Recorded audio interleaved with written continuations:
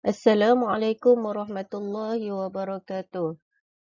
Kita akan teruskan subjek kita pada hari ini, Pendidikan Islam tahun 2, tajuk Kenali Sifat-Sifat Allah.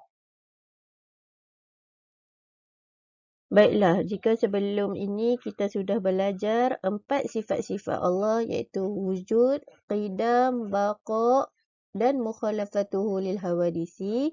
Pada hari ini kita akan teruskan pembelajaran kita qiyamuhu bin nafsihi, wahdaniyah, qudrah, iradah, ilmun. Ulang sekali lagi. Qiyamuhu bin nafsihi, wahdaniyah, qudrah, iradah, ilmun. Ini adalah sifat-sifat Allah yang kita akan belajar pada hari ini. Baiklah, sifat Allah yang pertama untuk hari ini ialah qiyamuhu bin nafsi. Qiyamuhu bin nafsi ini bermaksud Allah berdiri dengan sendirinya. Bagaimana Allah berdiri dengan sendirinya? Baiklah, yang pertama Allah tidak diciptakan oleh sesiapa. Allah tidak seperti makhluknya. Makhluk di atas muka bumi ini semuanya telah diciptakan oleh Allah, tetapi Allah tidak diciptakan oleh sesiapa. Allah tidak makan atau minum. Allah tidak makan atau minum. Allah tidak seperti makhluknya. Bagaimana Allah hidup? Wallahu a'lam. Dan yang ketiga, Allah tidak bergantungan dengan apa-apa. Allah tidak memerlukan sesiapa pun untuk Allah takbir alam ini. Dalam surah Al-Ankabut ayat 6, firman Allah, sesungguhnya Allah Maha Kaya, tidak memerlukan sesuatu apa pun dari alam semesta. Jadi Allah berdiri dengan sendirinya, tidak memerlukan pergantungan dengan apa-apa pun. Seterusnya yang kedua ialah wahdaniyah. Wahdaniyah bermaksud esa. Esa ini tidak berbilang ataupun tunggal. Jadi, apa bukti wahdaniyah Allah? Yang pertama, hanya Allah yang mentadbir alam ini. Apabila hanya Allah yang mentadbir alam ini, wajib ke atas kita semua manusia di atas muka bumi ini beriman kepada Allah. Bagaimana untuk beriman kepada Allah? Dengan cara solat, mengucap 2 kalimah syahadah, puasa, melakukan amal kebaikan, meninggalkan larangan Allah. Yang kedua, Allah ini melakukan apa sahaja tanpa pertolongan. Allah mencipta manusia, Allah mencipta matahari, Allah mencipta langit dan bumi tanpa pertolongan. Allah mencipta alam ini sendiri, tidak memerlukan pertolongan. Sama juga seperti kejadian siang dan malam, hujan. Itu semua Allah yang sendiri menciptanya tanpa memerlukan pertolongan. Seperti yang Ustazah beritahu, wahdaniyah ni esa. Allah tidak berbilang-bilang. Dalam surah Al-Ikhlas ayat yang pertama, A'udzubillahi minasyaitonirrajim. Qul huwallahu ahad. Katakanlah wahai Muhammad, Tuhanku ialah Allah yang Maha Esa. Allah itu tidak berbilang-bilang. Ya. Baiklah, yang ketiga ialah qudrah. Apa maksud qudrah? Qudrah bermaksud berkuasa. Ya, Allah berkuasa untuk mencipta alam ini. Seperti gambar di sebelah, Allah lah yang mencipta langit. Allah lah yang mencipta gunung Kinabalu ni. Allah lah yang mencipta bukit ni. Allah lah yang mencipta sungai. Allah lah yang mencipta alam ini. Ini membuktikan Allah sangatlah berkuasa. Kita semua tidak mampu untuk mencipta ini. Baik. Yang kedua, Allah lah yang menghidup dan mematikan makhluk. Allah lah yang memberi kita nyawa. Allah jugalah yang mencabut nyawa kita. Allah memerintahkan malaikat untuk mencabut nyawa kita apabila sampai waktunya. Allah jugalah yang akan memusnahkan alam ini apabila tibanya hari kiamat. Ya.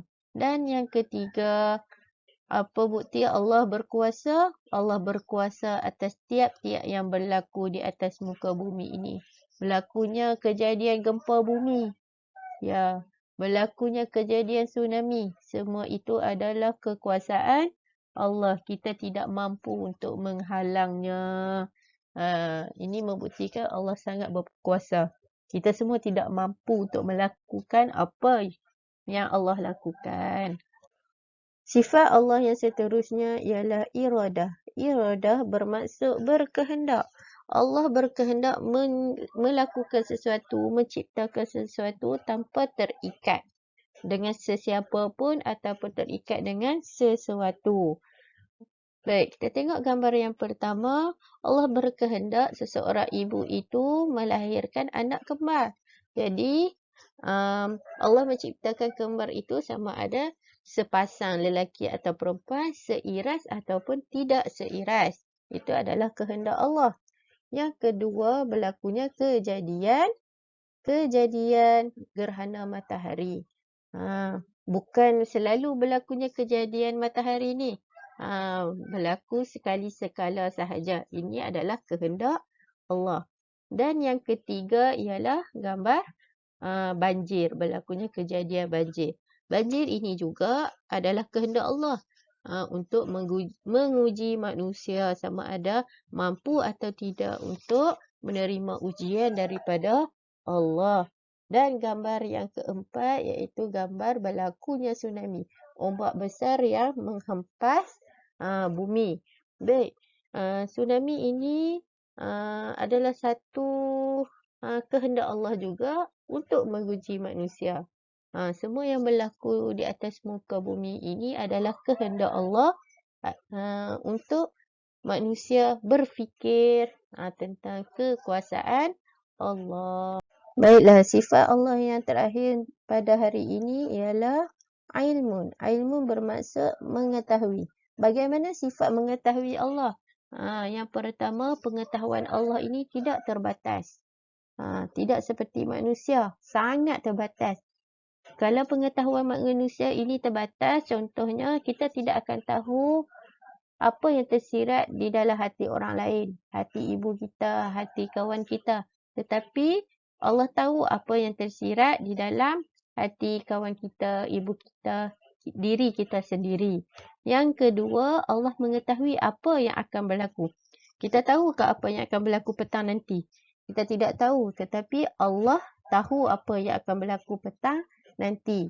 Walaupun kita merancang apa yang kita nak buat petang nanti, tetapi tidak semestinya apa yang kita rancang itu akan terjadi. Yang tahu jadi atau tidak hanya Allah sahaja yang tahu. Baik, pengetahuan Allah sentiasa benar. Tak ada pun yang tipu. Tidak seperti manusia. Manusia ni dapat maklumat, pengetahuan, kita tak tahu betul atau tidak. Jadi nak tahu betul atau tidak, kita kena siasat, kita kena cari betul tak ilmu yang kita dapat, betul tak apa yang kita tahu ni. Baik, seterusnya Allah mengetahui perkara-perkara ghaib. Perkara-perkara yang kita tidak nampak. Ghaib ni maksudnya yang terhijab, yang kita tidak nampak. Allah saja yang mengetahui. Kita nampak ke? Tak. Kita tahu ke? Tak. Yang tahu hanyalah Allah sahaja. Baiklah, pada hari ini kita telah belajar 5 sifat Allah yang wajib kita ketahui. Yang pertama, qiyamuhu min nafsihi, berdiri dengan sendirinya. Wahdaniyah, esa. Qudrah, berkuasa. Iradah, berkehendak. Ilmun, bermaksud mengetahui. Baik, sifat-sifat Allah yang 5 ini wajib kita ingat, kita tahu dan kita hadam. Latihan pada hari ini, senaraikan cara kita membuktikan kita beriman kepada sifat Allah wahdaniyah. Senaraikan cara kita membuktikan beriman kepada sifat Allah wahdaniyah. Apa maksud wahdaniyah? Kamu tengok semula apa yang Ustazah terangkan tadi dan kamu senaraikan mengikut peta minda yang Ustazah berikan ni. Ni contoh peta minda ni ya. Okey. Kamu boleh hantar peta minda ni kepada Ustazah nanti apabila sudah siap. Sekian sahaja daripada Ustazah. Terima kasih. Assalamualaikum warahmatullahi wabarakatuh.